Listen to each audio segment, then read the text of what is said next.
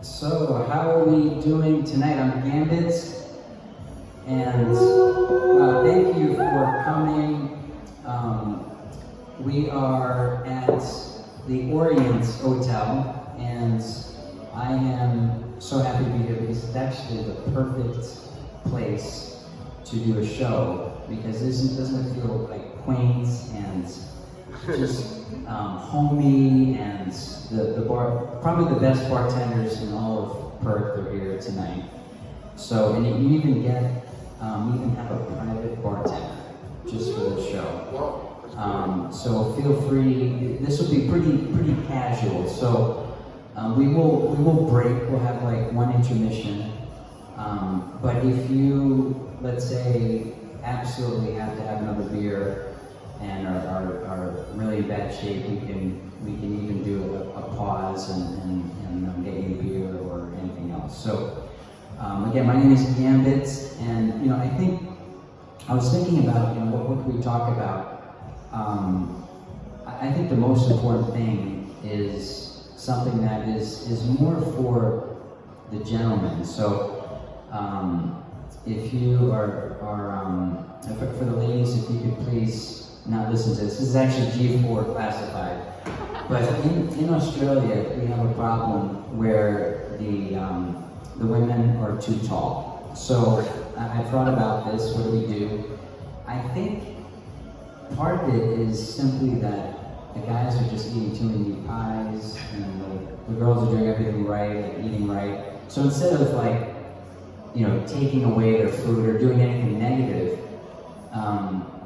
I think the solution is, I saw this in a movie actually, but it is my idea. So the reason it's classified is because I might get in a lot of trouble, mainly with the girls, if they know that I sort of, initiated this. But we're gonna let loose about 1,000 mini-me's in Fremantle.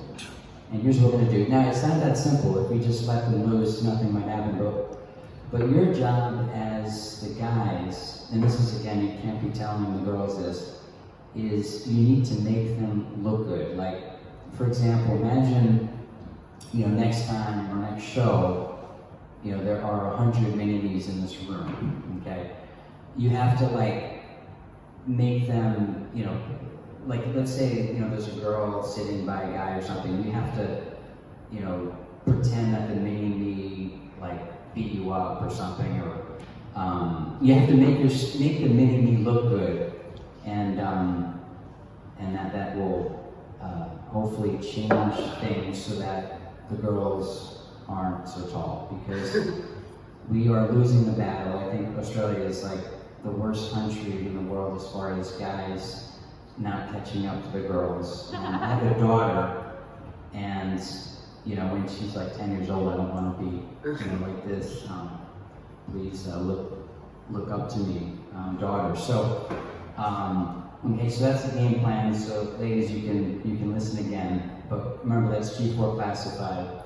But it is a big problem. But actually, I don't see, I see a Mets cap, but I wanted to remind you that in all of WA, there's actually only one footy team, and that is the West Coast Eagles. So I'm not wearing my Eagles stuff today, but so that's more for informational purposes. And also, it sounds like you got a haircut, but there is someone who I have to admit I've called Natalie Fife, because even Nat Fife himself, cut his hair, but a mullet, that mullet that he had, and the hair sticking up on top, was so bad that I actually took a poll. I went around Fremantle and I found Dockers fans, and I said, tell me about Nat Fife's haircut. And I'm not, again, this is all a true story. Only one person did not make fun of his haircut. These are Dockers fans. So that is a big relief that he actually shaved off his head. But one Friday, and this is a little bit crazy, I actually was mistaken for Nat Fife, which is ridiculous. I mean, the guy is like a giant. But again, I went to it's actually a sandwich shop, and there's a sandwich that actually the owner and I nicknamed as the Natalie Fife Special, because he also knows about the one football team in WA. And the woman making the sandwich, she actually thought I was Nat Fife. So for that day, I was Nat Fife. So I called myself Fifey and went around. And I was a little disappointed because I went, I was telling everyone that I was Nat Fife, I was going to buy another house and all this stuff. And there was someone who, I don't even know if she was a Dockers or an Eagles fan, but she was like telling me all the reasons why I didn't look like Nat Fife. I mean, it was just like, why was that important for her? And so I should have just, continued being Nat Fife and just ignored her, but she felt like she had to tell me that, you're not Nat Fife because you're not statuesque. Like, she actually told that to me. Instead of, not caring and letting you be Nat Fife. So that was the nicest thing in the world to hear, on the day that I was going to be Nat Fife. But I should tell you that I am writing, I mess up a lot in life all the time, and probably more than you guys. And I'm writing, believe it or not, 20 books right now. And each of them could be about, things that I've messed up in life. And I'm not going to go through, 20 different things right now. Maybe I'll get up here and walk around. So I have this fancy stage with these, I guess the barrier is here, so I'm just going to stay in this area, if that's okay. A little cage. So, is this good? Am I too high for maybe I'll sit back there and not knowing the angle. We're good. Oh, I can stand up. Okay, thank you. Thank you all the way in the back. So anyway, one mistake, I'll just burden you with one, is in high school, I was president of the chess club, so I was very proud of that, but I was not the most popular person in the class. And that would be in the category of the understatement. I went to a different high school, and all the cliques had formed and all this. And I was in such bad shape. I was depressed, I was anxious, and I didn't, again, I wasn't like really popular or whatever. So, and this is a horrible thing I did. So a girl actually asked me to prom. Okay, now first of all, back when I was in high school, like, usually, almost always the guys would ask the girls, and for a girl to ask a guy, that took like tremendous courage, like that. And can you believe? And I shouldn't talk about this, I feel so bad. I turned her down. Like, it was and I didn't even go to prom, and I blamed it on having mono. So it was awful. So you guys are like my therapists. I think we're going to talk about something else, because that is so devastating. But I think another thing that I sort of have to work on, a lot of things, is I sometimes I have a sort of a certain expectation that's too high for just like simple things, like when I'm buying something at the shops or whatever. And I remember recently, I sometimes have very fancy holidays, so I stay in like cockroach motels. Like, so instead of like 5 stars, it's like, you find like 5 cockroaches in your room. And there was, the person that worked there had about 3 teeth. And, and I don't want to make fun of people with 3 teeth, I mean, that's fine. But, I think in general, when someone has like 3 teeth and works at like a cockroach motel, your expectations to be a little lower. So I probably should have kept that in mind. And you know, other times too, there was a time where I went and returned some photo albums, and like the guy at the store was saying, well, where's your receipt? And I bought these photo albums like years and years before. Like, who keeps a receipt? Like when you buy something like a photo album, you know, the photo albums were turning like, you know, the pages were turning like yellow, right?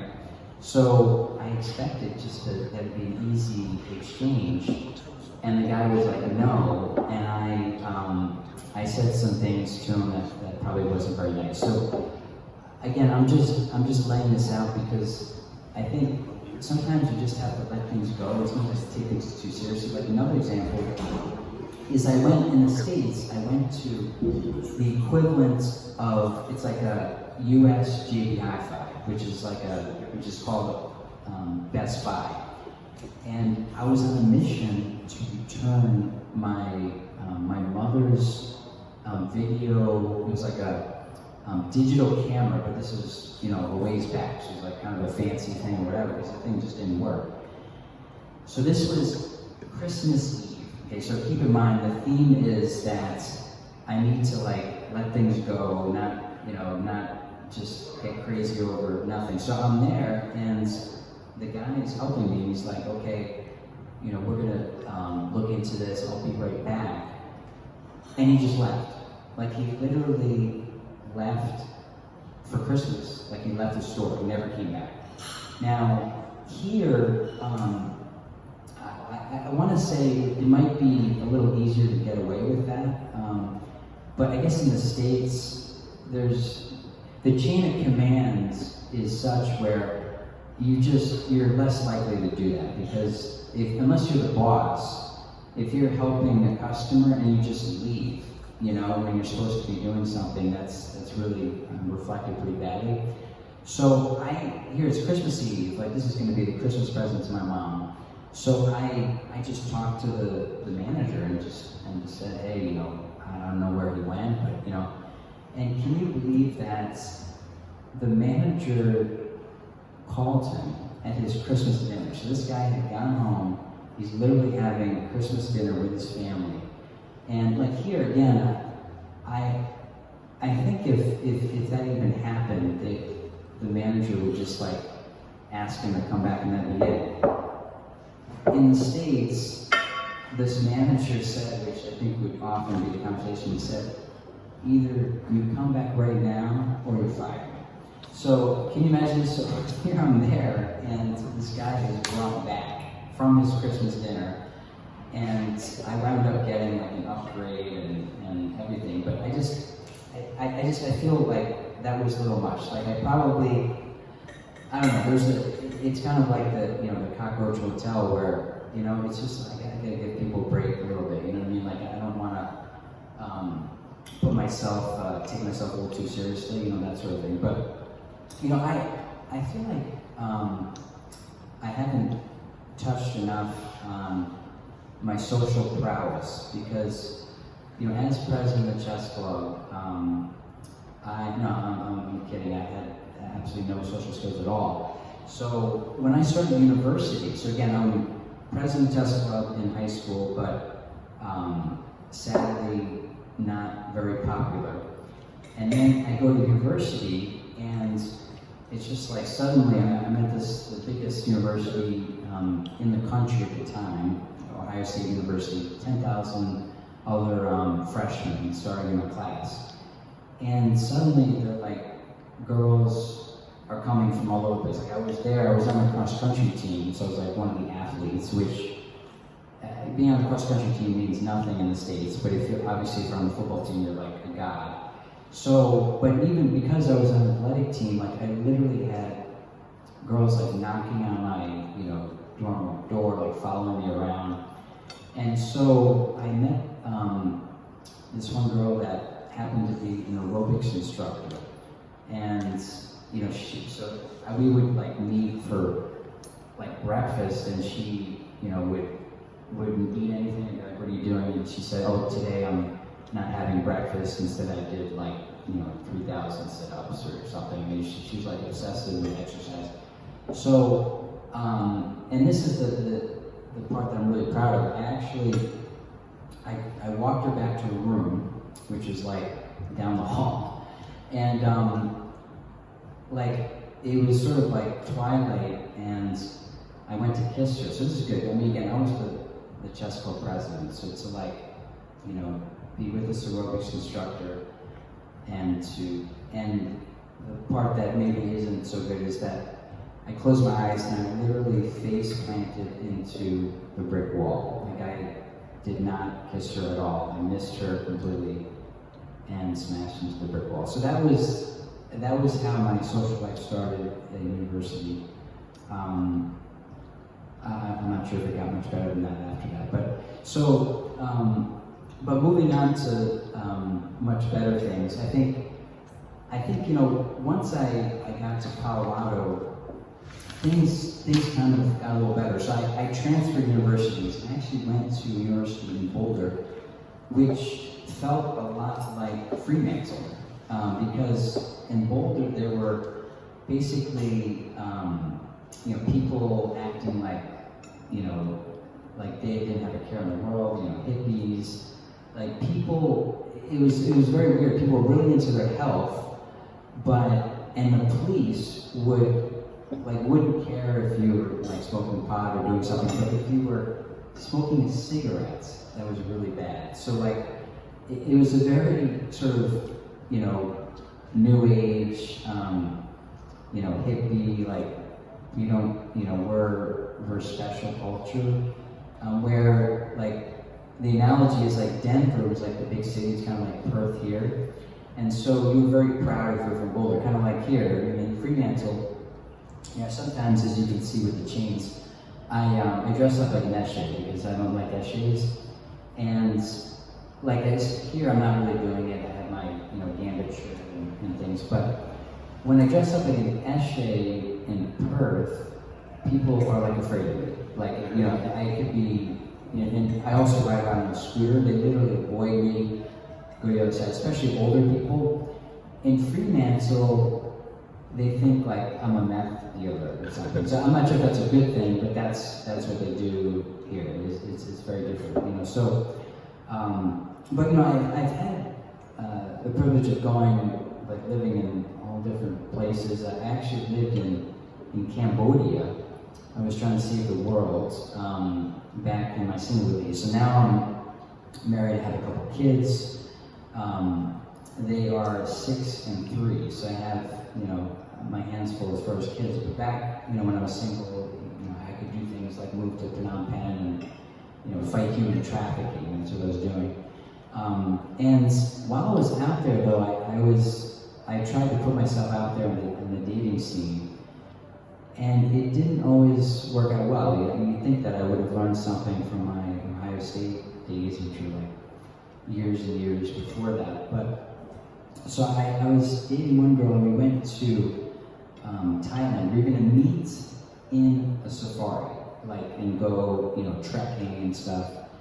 So I was really excited, and so I got there first. My brother at the time lived in Bangkok, so I did some things with him, and so the long and short of it is that I was abandoned in the jungle. So instead of meeting me, the way that we broke up is that she went and got tattoos with her friend, and I was left in the jungle. So that was my dating scene in Southeast Asia, where I was abandoned by a waterfall with tigers around instead of my girlfriend. So that was a bit of a disaster, but I should probably think of a good dating story. I mean, I guess I married my wife, which is had a good ending. But I guess until I met my wife, I had it was like a series of disasters. I actually one other dating scene. Maybe this will be the last one for tonight, because this is unless you want to hear all my bad dating stories.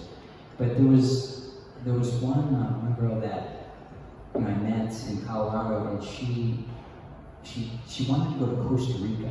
and like help build a village and do all of this, you know, do stuff like work with the church and different things. So I thought this was really cool. So I met her family, and you know, we seemed to get on really well. You know, I guess you know that I always thought that was a good sign when you know like you're dating someone and then they invite you to your house. I was there for Thanksgiving, and then you know, around Christmas time.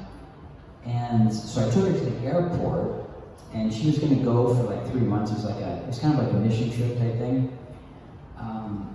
And she never came back. So it was another dating disaster.